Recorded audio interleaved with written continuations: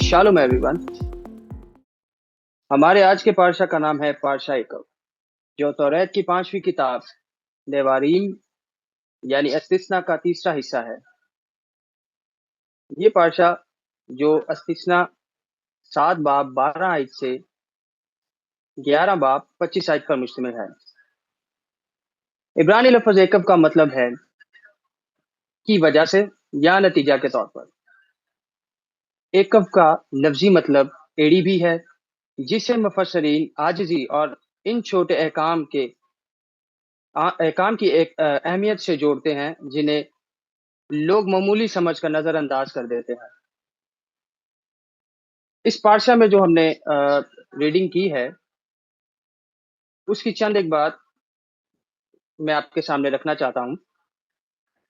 जैसे कि नंबर 1 है, अगर बनी इसराइल खुदावंद के अहकामात पर अमल करे तो वो ज़मीन जो खुदावंद बारी ताला उनको देने को है में खुशहाल रहेंगे, सेहतमंद रहेंगे, बीमारी से दूर रहेंगे, दुश्मनों पर गालिब आएंगे और अपने मवेशियों और फसलों पर बरकत पाएंगे। सेकंड, जनाब मोशे खबरदार करते हैं कि खुशहाली में ये ना कहना कि ये सारी दौलत हमारी ताकत से कमाई गई है। 40 साल का बियाबान का सफर इसराइल को आजिज़ी सिखाने के लिए था। चौथा, माजी की गलतियां और खुदावंद की माफी के बारे में भी हम इसमें सीखेंगे। पांचवा, हुक्म है कि अपने दिल का खतना करवाओ, यानी जिद्दी और सख्त दिल को खत्म करके खुदावंद के लिए नरम दिल पैदा करो। छठा, ये जमीन आसमानी बारिश से सैराब होती है और बराह रास्त खुदावंद की निगाह इस पे लगी रहती है। ये जमीन मिस्र की तरह दरिया नील पर मुनहसर नहीं। सातवां, अगर बनी इसराइल इन अहकामात को जो खुदावंद बारी ताला उनको देते हैं पर अमल करे तो इसके नतीजे में इनको बरकत मिलेंगी, और अगर नाफरमानी करें तो इसके नतीजा में उनका नुकसान होगा, तबाही होगी। सारी बातों के बारे में हम असद भाई के साथ और मजीद सीखेंगे। So over to you Asad भाई। Thank you. यार आपके मुंह से नहीं असद भाई अच्छा लगता। जी उंजी बुलाया करो जिमें साजी मैंने कह देते बुलाते हो। हैं। साजी शेफ कहते भाई, हैं। शेफ हो। ओके भाई, ओके। तो बारूक हाशिम, मुझे इस चीज से बड़ी खुशी है और मैं चाहता हूँ कि ना इन अ साइकिल आप लोग ना इस चीज की प्रैक्टिस करते रहें। और सिनॉप्सिस भी अगर आप मुझसे पूछें तो सिनॉप्सिस भी जो है ये it's kind of a 5 minute message. और आस्ता आस्ता जो है ना बरूक हाशिम बाय हजरत हाशिम आप लोग इस जगह आ जाएंगे कि मैं भी आपको बैठ के मेरा भी दिल करता है मैं बैठ के ना सुनूं। समटाइम्स सुनना जो है ना वो बहुत स्पिरिचुअली आपको बहुत इनरिच करता है। और आपको तो पता ही है कि हमारा तो बात का आगाज ही जो है वो शमा से होता है। सुनना सुन मेरा दिल इस चीज के लिए जो है ना बड़ा खुश है कि ओसी हैरी आप और मैं चाहता हूँ कि आगे भी हम सारे जितने हैं इस चीज को अटेम्प्ट करें एंड फाइनली गुजरात मुझे है। भी सुनने का मौका मिले बेहजरात हाशिम। सो हमारा आज का जो तोरा पोर्शन है वो है एक्व। ये तो आपने सुन लिया है और इसका मतलब है बिकॉज। अच्छा, ये भी हमें हमें यशवा ने बता दिया। सो बिकॉज हम बहुत लाइट लेते हैं बिकॉज इसी वजह से या इसी बायस से। सो खुदावन ताला जो है वो ये फरमाते हैं कि तुम्हारे इन हुक्मों को सुनने और मानने और उन पर अमल करने के सबब से या इसी वजह से या इसी बायस से खुदावन तेरा खुदा भी तेरे साथ उस अहद और रहमत को कायम रखेगा। ये है हमारा आज का तौरा पोर्शन। सो ये हमारी 46 रीडिंग है तौरा से और तीसरी रीडिंग है देवारीम या इस्तिस्ना या ड्यूटरोनॉमी की किताब से।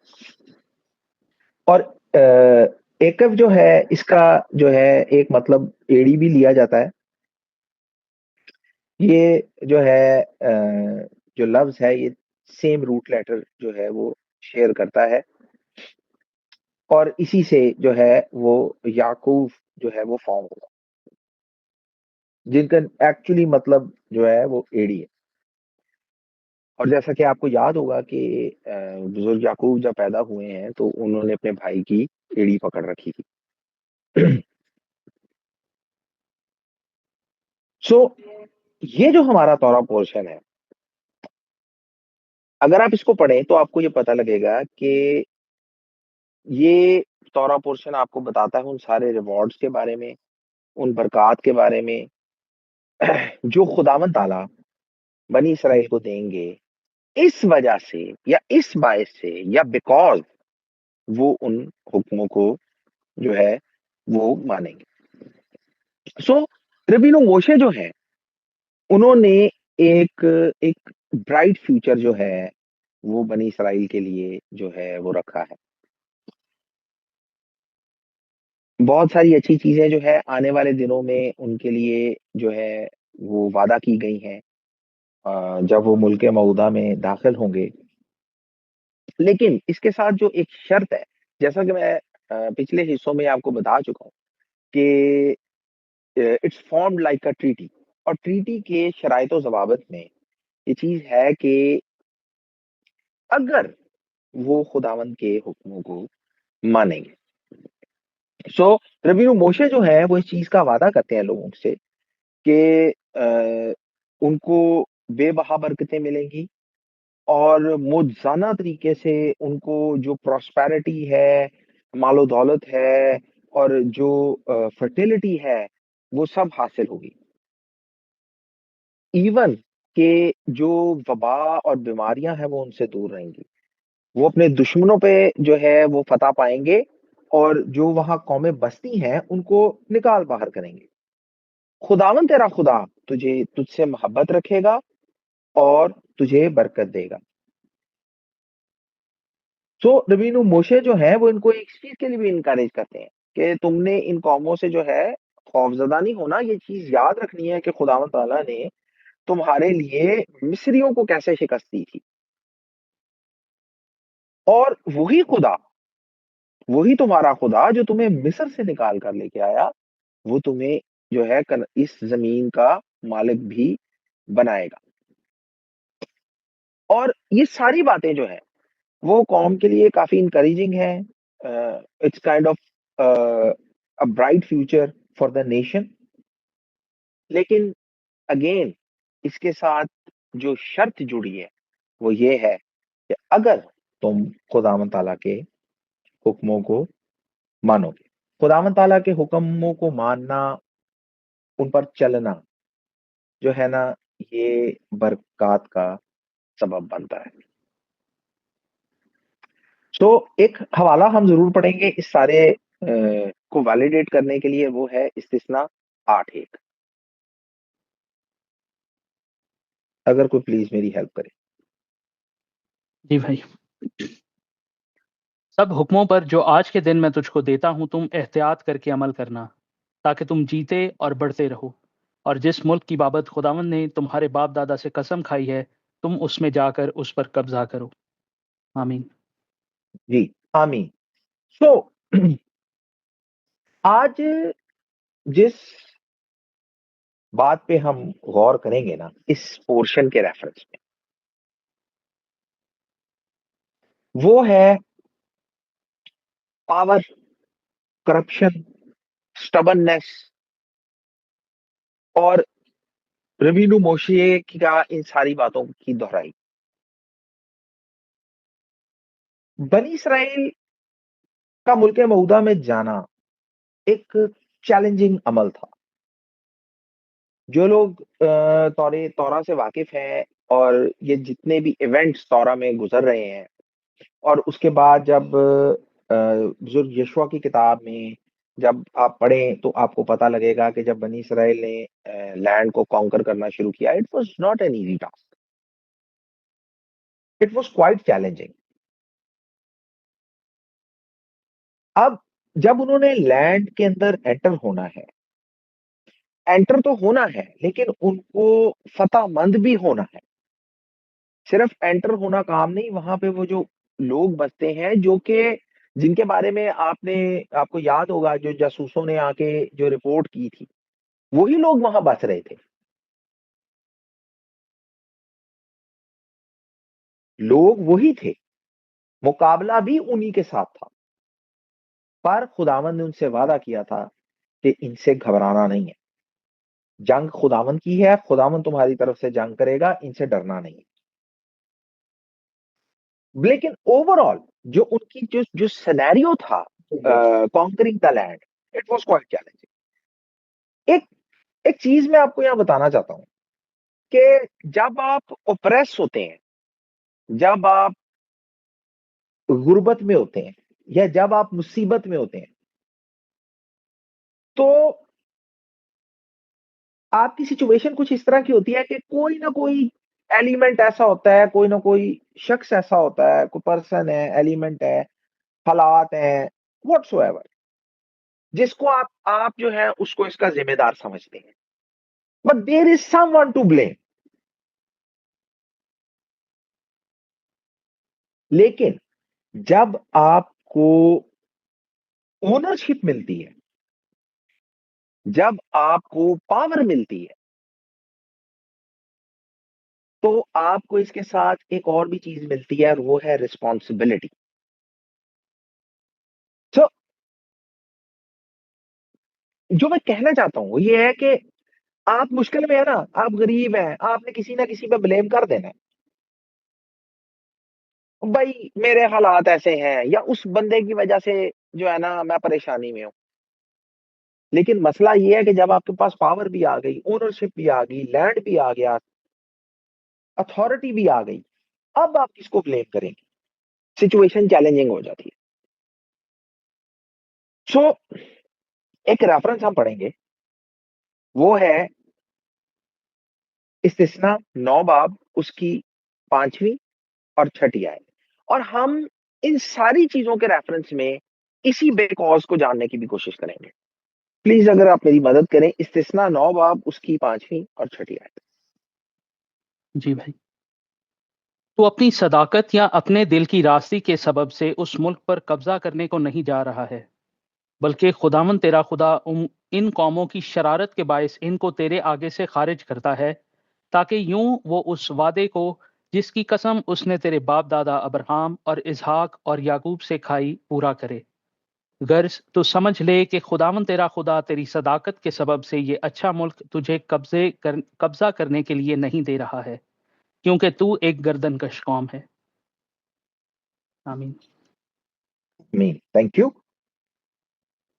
दो बातें यहाँ की एलिमेंट है, वो ये है कि खुदावंद ताला जो है वो बनी इसराइल को मुल्क दे रहे हैं, लैंड दे रहे हैं टू अक्वायर। और जब वो ये लैंड दे रहे हैं, तो वो ये चीज की एक्सप्लेनेशन भी साथ दे रहे हैं कि ये लैंड वो क्यों दे रहे हैं।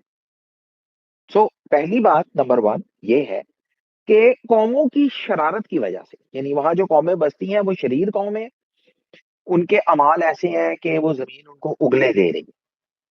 और दूसरी बात, खुदावंद ताला ने ये वाजे किया है कि चूंकि उसको तेरे आबाउजदाद से, तेरे बाप दादा से मोहब्बत थी, और उसका खुदावंद ने उनसे वादा किया था। तो इन दोनों बातों के बाद इसमें तेरा कोई कमाल नहीं है। मतलब तू ये ना समझना कि कोई कि ये मेरा मेरिट है, या ये मैं इस काबिल हूं कि मुझे ये चीज मिलनी चाहिए थी, मैं ये डिजर्व करता हूं। तेरा कोई कमाल नहीं है। और मजीद इसके ऊपर like icing on the cake ये है कि तू गर्दन कश कौम है।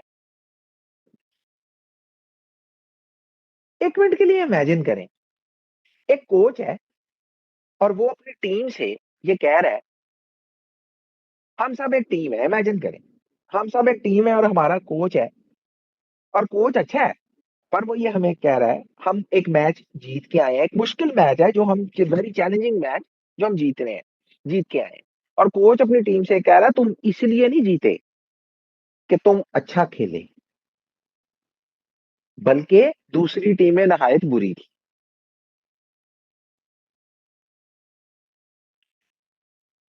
अब ये सुन के टीम का आधा मोरल तो वही डाउन हो जाता है कि यार हमारा कोच जो है वो हम पे ट्रस्ट ही नहीं करता है। मतलब हमने कोई कमाल नहीं किया है, जो हुआ है उनके बुरे खेलने की वजह से हुआ है।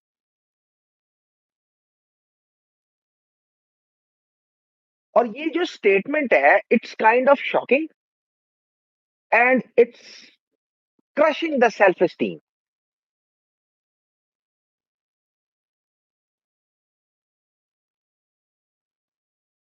कि हमसे कुछ कभी हुआ ही नहीं है।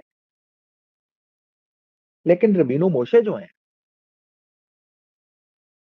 वो एक हकीम इंसान है।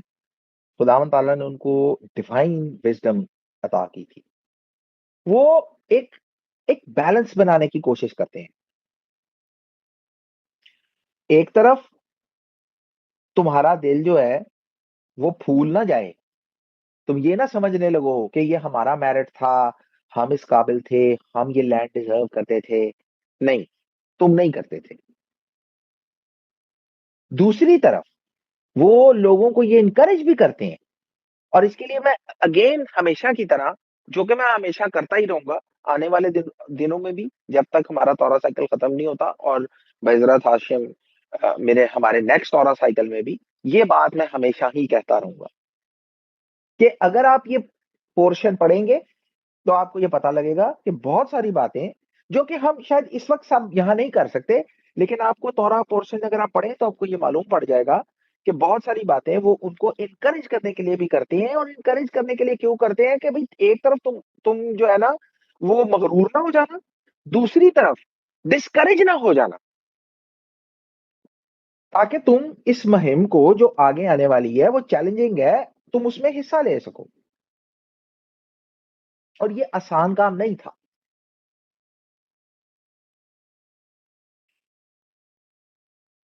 रबीनो मोशे, अगर आप ये सारी चीजों को एनालाइज करें तो आपको ये पता लगेगा कि रबीनो मोशे जो है he was aware of the link between power and corruption, but at the same time he is inviting his people to participate in the great adventure coming ahead. और इसके ऊपर एक और चीज, जब आप ये सुनते हैं कि तू गर्दन का कौम है, सो ऑब्वियसली जब भी हम ये स्टेटमेंट हमारे कानों में पड़ती है, इसका कोई पॉजिटिव इफेक्ट कभी पैदा नहीं हुआ। It always carries a negative vibe कि तू गर्दन कश कौम है। लेकिन अगर इसी एलिमेंट का, गर्दन कश होना, स्टबन होना, रेबेलियस होना, अगर आप इसी चीज का एक मुस्बत पहलू देखें तो आपको ये पता लगेगा कि यही वो लोग होते हैं जो डिटरमिन होते हैं, यही वो लोग होते हैं जो डेडिकेशन से काम करते हैं।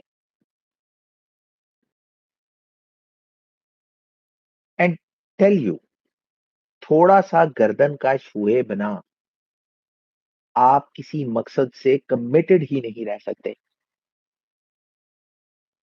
अगर आपके अंदर एलिमेंट ऑफ रिबेलियन नहीं है, अगर आपके अंदर थोड़ा सा गर्दन का होना नहीं है, आप किसी मकसद के साथ कमिटेड रह ही नहीं सकते। So see the bright side, गर्दनकश है, on a negative sense negative vibes आ रही हैं, हमें हमें पता है कि वो क्या करते रहे हैं। लेकिन जो करने जा रहे हैं उसके लिए भी थोड़ा सा ना गर्दनकश होना, थोड़ा रिबेलियस एलिमेंट होना, वो जरूरी था। तो रबीनो मोशे जो है वो मजीद आगे बढ़ते हैं और वो ये कहते हैं, so let's read one more verse, 9th chapter 7 to 9, 9वां बाब 7 से 9 है। इस बात को याद रख और कभी ना भूल कि तूने खुदावंद अपने खुदा को बियाबान में किस किस तरह गुस्सा दिलाया, बल्कि जब से तुम मुल्के मिस्र से निकले हो तब से इस जगह पहुंचने तक तुम बराबर खुदावंद से बगावत ही करते रहे। और होरब में भी तुमने खुदावंद को गुस्सा दिलाया, चुनाचे खुदावंद नाराज होकर तुमको नेस्तो नाबूद करना चाहता था। जब मैं पत्थर की दोनों लोहों को यानी उस अहद की लोहों को जो खुदावंद ने तुमसे बांधा था लेने को पहाड़ पर चढ़ गया, तो मैं 40 दिन और 40 रात वहीं पहाड़ पर रहा और ना रोटी खाई ना पानी पिया। Thank you. अच्छा, सो रबीनो मोशे जो है इन सारी बातों के बाद जब मजीद आगे उनको ये बताते हैं कि जब से तुम मिस्र से निकले हो, जब से एक्सोडस हुआ, तुमने खुदावंद को जो भी काम किए हैं, तुमने खुदावंद को गुस्सा दिलाने के ही किए हैं। सो यू आर लाइक ममरीम। ममरीम is kind of a person जो हमेशा गुस्सा दिलाए। हमारी सोशल लाइफ में भी हमारे इर्द गिर्द ऐसे लोग होते हैं जो हमेशा कोई ना कोई काम ऐसा करते हैं जिसकी वजह से आपका टेम्परामेंट हमेशा जो है ना वो ऑफ हो जाता है। और मतलब आप उनको देखते हैं और आप कहते हैं यार कुछ ना करे, कुछ ना करे, कुछ ना करे, बट हमेशा ऐसा होता है कि वो कुछ ना कुछ ऐसा करते हैं कि आप हमेशा ऑफ हो जाते हैं। सो यू आर लाइक ममरीम जो हमेशा खुदा को गुस्सा दिलाते हैं। यू आर बागी, तुम बागी लोग हो। और तुमने किया क्या है? तुमने पहले बनाया सोने का बछड़ा, उसके बाद तबीरा, मस्सा, कबरूत, हतावा में तुमने खुदावंद ताला को गुस्सा दिलाया। और उसके बाद जब जासूस आए तो फिर तो जो है ना 40 साल का बियाबानी जो है सफर जो है वो काटना पड़ा। तो इन सारी चीजों को इकट्ठा करते हैं और सूरत हाल ये है कि रबीनो मोशे जो है he is trying to create a balance. And what kind of a balance? You are a rebellious nation, तुम गर्दनकश लोग हो। और गर्दनकश के लिए वो जो है उन सारे सिनेरियोज को जो बनी इसराइल के ऊपर गुजरे हैं, जो जज जिनसे वो गुजरे हैं, उन उनको जो है ना वो याद करते हैं। लेकिन अगर आप इस सारे सिनेरियो को देखें तो आपको ये पता लगेगा कि रबीनो मोशे सबसे पहले बछड़े की बात करते हैं, लेकिन उसको कंप्लीट किए बगैर वो आगे जाके तबीरा और मस्सा की याद दहानी कराते हैं, जासूसों की बात करते हैं। और इसके बाद जब ये सारे सिनेरियोज को कंप्लीट कर लेते हैं तो फिर वो दोबारा बछड़े की तरफ जाते हैं। और सवाल एक ये पैदा होता है कि वो वाक़े को इनकम्प्लीट क्यों छोड़ दें? बछड़े की बात करते हैं, सोने का बछड़ा उसकी बात करते हैं, उन्होंने उसके वाक़े को, किस्से को बीच में छोड़ के फिर वो दूसरे वाक़े की बात करते हैं, तबीरा, मस्सा और कबरूत हतावा। और फिर वो दोबारा जो है ना फर्स्ट सीन की तरफ आते हैं। ये 2 सीन्स जो हैं, ये सोने के बछड़े के दरमियान में क्यों हैं? और दूसरा ये है कि बुजुर्ग मूसा ने इन जगहों को क्यों बयान किया है? पहले ये देखते हैं कि जगहों की क्या सिग्निफिकेंस थी। सो सफोरनो ये कहते हैं कि तबीरा और मस्सा,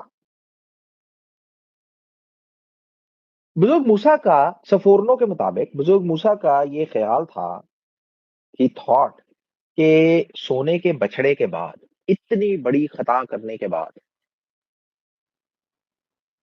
बनी इसराइल अब कोई ऐसा काम नहीं करे।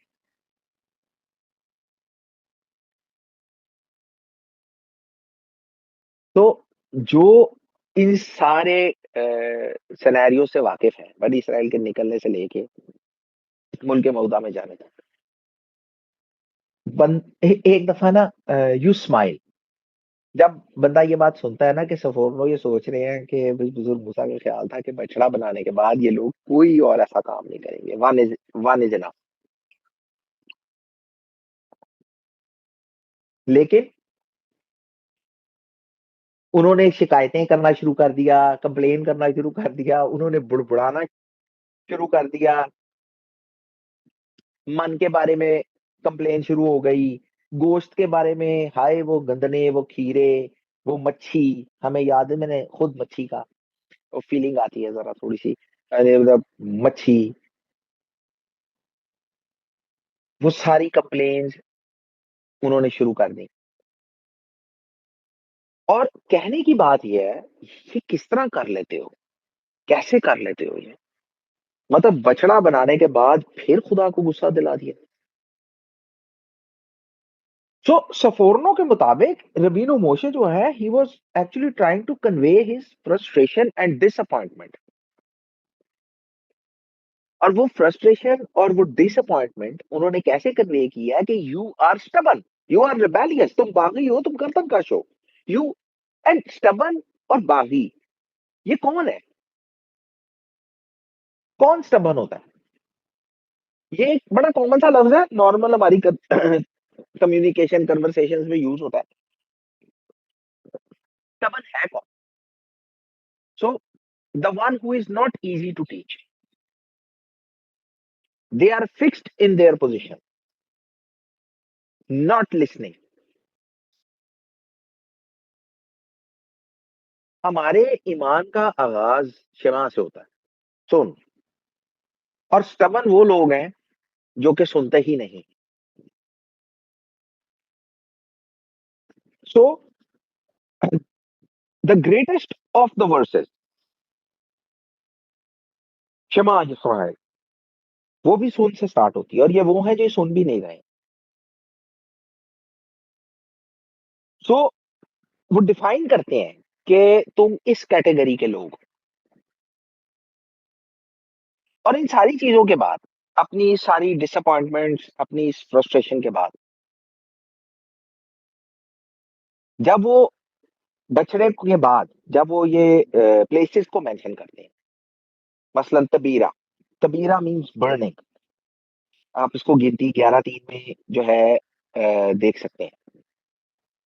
तबीरा पे मैं आता हूं। मसा, यहां पर इट मींस आजमाइश। यहां पानी का सिनेरियो था, तुमने अपने खुदावन को आजमाया पानी की वजह से, ये वो जगह थी।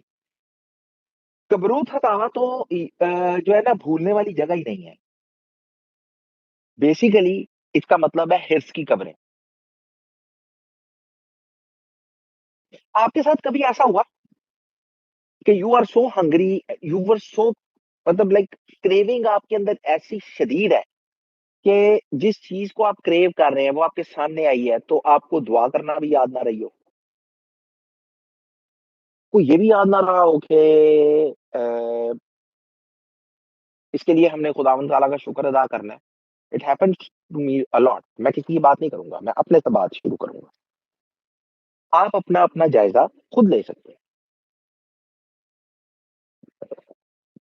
और मैं ये समझता हूं कि जब, अगर आप ये कहते हैं ना कि हमारे साथ ये कभी नहीं हुआ, हमने हमेशा हमें दुआ करना याद रखा है, तो मैं आपको ये बता दूं, आप इस कबरूत हतावा या हिर्स की कब्रों के सिनेरियो को भी नहीं समझ सकते।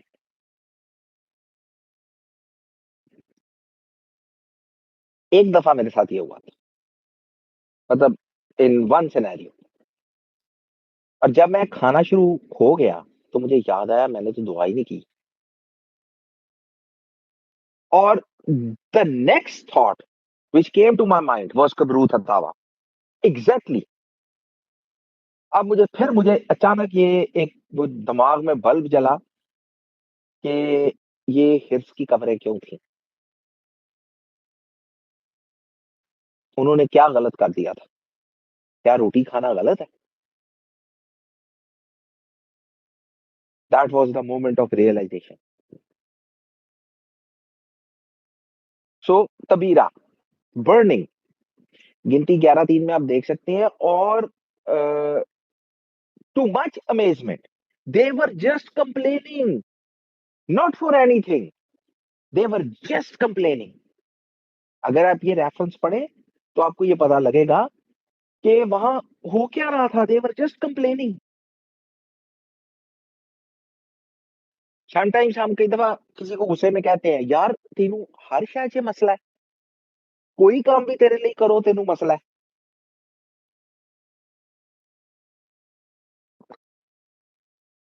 ये सारी बातें जो हम करते हैं, ये सारी बातें जो हम तौरा से सीखते हैं, ये सिर्फ इसलिए होती हैं कि हम अपने करैक्टर को, अपने चलन को खुदावंद के आईने में सीधा कर सकें।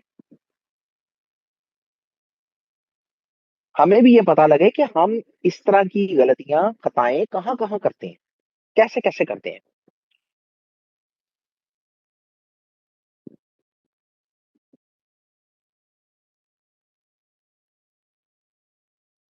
सो Taberah means burning, they were just complaining. Massah is आजमाइश, जो कि पानी के रेफरेंस में उन्होंने की थी। कबरूत हतावा, खाने के रेफरेंस में हिर्स की कब्रें थी।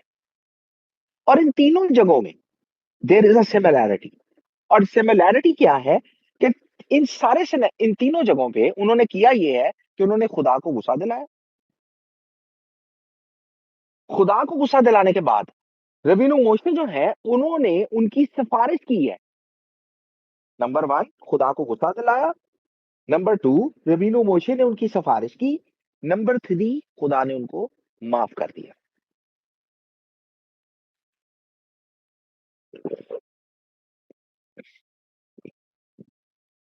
और इसका लेसन ये है, इसका सबक ये है कि इन वाकयात के बावजूद खुदा ने बनी इसराइल के साथ सफर जारी रखा। और एक पॉइंट पे जब खुदावंद ने ये सोचा कि मैं इनको फना करके मूसा को एक बड़ी कौम बनाऊं, तो क्या हुआ? आपको याद है मैंने तौरा पोर्शन में ये बात कही थी कि दुआ में खुदा के साथ जो है ना निगोशिएशन हो जाती है। ये हम कोई मैनिपुलेट नहीं कर रहे होते, सिर्फ खुदावंद से ना अर्ज कर रहे होते हैं। आपको बहुत फेमस वाकया है बाइबल मुकद्दस का, जिसमें जनाब हिजकिय्याह ने दुआ की थी खुदावंद से कि मैंने वही काम किए हैं जो तेरी नजर में ठीक है। हम खुदा के साथ नेगोशिएशन करने के काबिल नहीं है,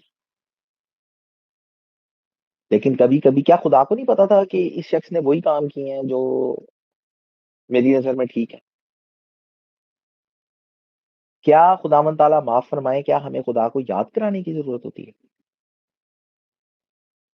खुदावंद अपनी खुदाई में इन चीजों के मोहताज नहीं है, लेकिन खुदावंद अपने रिलेशनशिप में विद हिज नेशन इन चीजों से खुश होते हैं। यही बात आगे की गई थी, आपको याद होगा बड़े अच्छे तरीके से, कि तुम्हारा बाप जानता है कि तुम किन चीजों के मोहताज हो, तुम्हारे मांगने से खुश होता है। जब आप खुदावंद के सामने चीजें रखते हैं ना, खुदावंद खुश होते हैं। और बुजुर्ग मूसा ने यही तरीका अपना। बुजुर्ग मूसा ने खुदा को खुदा का ही हवाला दिया और उन्होंने कहा था, लोग क्या कहेंगे कि इनका खुदा जिस चीज का वादा उसने किया था इनसे, इनको वहां पहुंचा नहीं सका। इनके खुदा ने इनको मिस्र से तो निकाल लिया, लेकिन आगे की जो कौमें थी और जो उनके माबूद थे, वो बारी ताला माफ माफ करें, कहीं वो ज्यादा ताकतवर थे। तो खुदा इनको उस मुल्क मऊदा तक नहीं लेके जा सका। ये आपके नाम पे हरफ आएगा, अपने नाम की खातिर इनको माफ कर दे। And you all know what happened. खुदा ताला माफ करने वाले खुदा हैं, रहीम खुदा हैं। उन्होंने बनी इसराइल को माफ किया।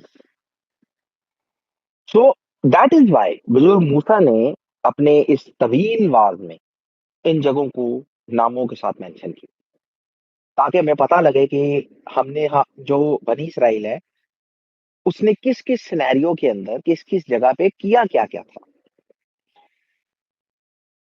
And coming to the first question कि बुजुर्ग मूसा ने बछड़े की का जो वाकया है उसको दो हिस्सों में क्यों बांटा? And it is very very interesting.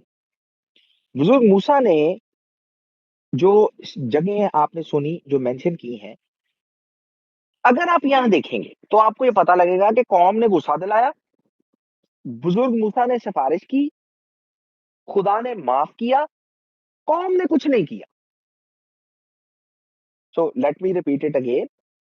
कौम ने गुस्सा दिलाया, बुजुर्ग मूसा ने सिफारिश की, खुदा ने माफ किया, कौम ने कुछ नहीं किया। लेकिन सोने के बछड़े का वाकया, इट इज समवॉट डिफरेंट।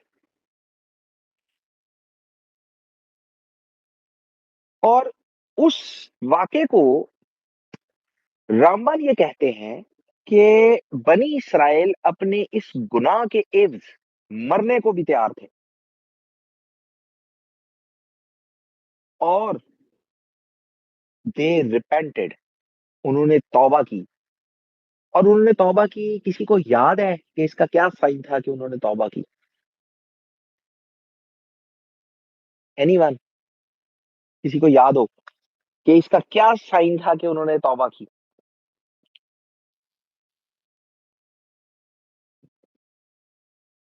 उन्होंने अपने जेवर नहीं पहने। कहा कि वो आगे को अपने जेवर उतारे रहे।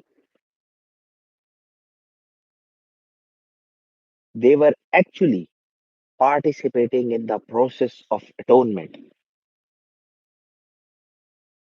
बाकी सारे वाकयात में और सोने के बछड़े में ये एक वाइटल फर्क है। पूरी कौम बतौर एक कौम उस प्रोसेस का हिस्सा थी।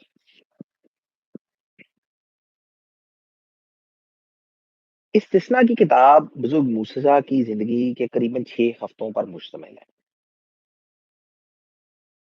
और इसी किताब के अंदर जब वो हिस्टोरिकल सारा उसको रिकाउंट करते हैं, तो वो कौम को गुजरे वाकये याद करवाते हैं।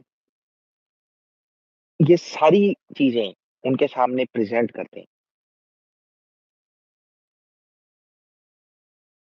क्यों वो बछड़े का जिक्र करते हैं या उन जगहों का जिक्र करते हैं? ताकि कौम को ये चीजें याद रहें। लेकिन वो ये चाहते हैं कि जो रिस्पॉन्सिबिलिटी है और मोटिवेशन वो इन लोगों को मिले। इनको पता होना चाहिए कि क्या करना है और क्या नहीं करना है, क्योंकि आगे को they will become the owners of the land. खुदावंद की अथॉरिटी, खुदावंद की दी गई ताकत, खुदावंद का इख्तियार इनको मिलेगा। और जब ये इन चीजों को इस्तेमाल करेंगे तो खुद को हलीम कैसे रखना है, खुद को इन लाइन कैसे रखना है, दैट इज वाई वो इन सारी बातों को उनके सामने जो है वो पेश कर रहे हैं। और आपने कोई शायद वो बात सुनी हो कि power corrupts and absolute power corrupts absolutely. And Rabbeinu Moshe knew this very well कि जब पावर और पैसे इंसान के पास आते हैं, इंसान करप्ट हो जाता है। समटाइम्स खुदावंत का बंदे को इन लाइन रखने का तरीका ये है कि बंदा इन लाइन रहे, क्योंकि it is very very difficult कि आपके पास पावर एंड अथॉरिटी, पोजीशन, सब कुछ हो, इसके बावजूद आप अपने आप को हलीम रखें। और जैसा आपको पता है कि रबीनु मोशे के बारे में तौरा ये कहती है कि वो रुए जमीन पे सबसे ज्यादा हलीम था। और मैंने आपको तौरा पोर्शन में ये चीज बताई थी कि रबीनु मोशे जब वो प्लीड कर रहे थे कि मुझे जाने की इजाजत दी जाए, अगर मैं बतौर मूसा एज अ लीडर ऑफ बने इसराइल नहीं जा सकता, मुझे एक आम इंसान की तरह जाने की इजाजत दी। अपनी पावर, अपनी अथॉरिटी को खुदा के आगे सरेंडर करना ये हर इंसान का काम नहीं है। और जब आप तारीख की कुतब पढ़ते हैं, बनी इसराइल की तारीख आगे जाके पढ़ते हैं, तो आपको ये पता लग जाता है कि वो कैसे करप्ट हुए थे। क्योंकि it is a very challenging and very difficult task. और इसीलिए वो उनको याद कराते हैं कि जो भी वो काम करने जाए उस काम का क्या नतीजा हो सकता। And that is why he starts with the golden calf। और जो वो चीज प्रेजेंट करते हैं कि तुमने खुदा को गुस्सा दिलाया, आई प्रेड। फिर उन्होंने दूसरे सीन्स इंट्रोड्यूस कराए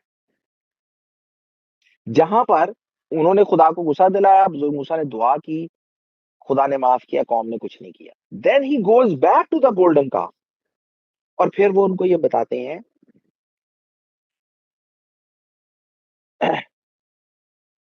कि जो तुमने वहां किया था ना, जब तुमने अपनी पशेमानी, अपनी तौबा का इजहार किया था physical, that is the thing you need to do.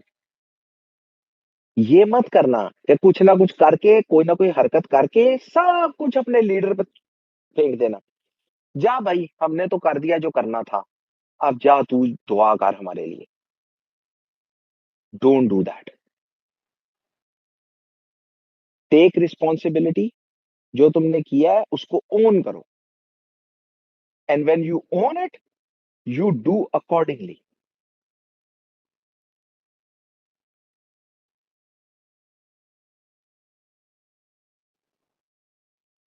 सो ये वो चीज है कि रबीनु मोशे ने उनके लिए दुआ की, खुदा ने उनको माफ कर दिया, लेकिन बचने के सीन में उनकी तौबा उनके अमल से नजर आती है। एक बड़ी खूबसूरत वर्ष है, पढ़ते हैं उसको। और वाइज तीसरा बाब उसकी 5वीं आयत। Please help me out.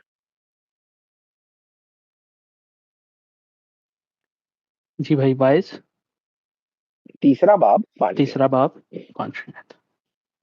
पहला हिस्सा ही पढ़ दीजिएगा बस। पत्थर फेंकने का एक वक्त है और पत्थर बटोरने का एक वक्त है। Thank you. तो बड़ी खूबसूरत वर्ष है, और सेजेस जो हैं वो इस वर्ष को इस तरीके से प्रेजेंट करते हैं कि पत्थर फेंकने का एक वक्त है। तो मेरा ख्याल है it needs no explanation. रबीनु Moshe ने जो लोहे थी वो तोड़ दी थी, और रबीनु मोशे ने वो लोहे क्यों तोड़ दी थी? क्योंकि कौम उस मेरिट पे पूरी नहीं उतरी थी।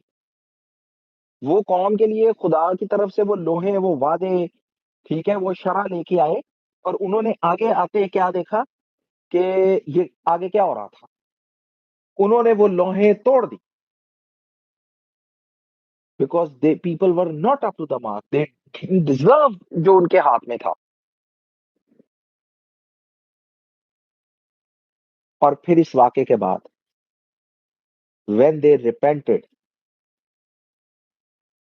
जैसे कि रामबान की बात है कि they were willing to give their life for it, Rabbeinu Moshe ने दूसरी लोहें बनाई। और जब उन्होंने वो दूसरी लोहें बनाई तो वो लोहें उन्होंने कौम के हवाले कर दी। पहली इसलिए तोड़ दी क्योंकि लोग काबिल नहीं थे, दूसरी तब आई जब उन्होंने तौबा की। when they participated in that event, they got back वो पत्थर की लोहें जो खुदा के वादों, खुदा की प्रेजेंस का सिंबल थी। और यही चीज रबीनु मोशे बनी इसराइल को सिखाने की कोशिश करते हैं। जो भी आप करते हैं you own it, you take responsibility for it. और अच्छा करने की मोटिवेशन कभी आपके अंदर से खत्म नहीं होनी चाहिए। Always remember, when there is darkness you can create yourself a second chance, just like Bnei Israel, as they have created by repenting a second chance, the second set of tablets which they got. भारी ताला आप सबके साथ हो। See you in next पार्शा। Hopefully, you get motivated and you own what you do. बारी ताला आप सबके साथ हो और बइज़रत हाशिम अगले तौरा पोर्शन में हमारी फिर मुलाकात होगी। खुदावंद अपनी शफ़क़त हमेशा आपके ऊपर रखे। फ़ारूक हाशिम। आमीन आमीन आमीन आमीन। थैंक यू भाई। Farooq Hashim. Thank you, Asad bhai.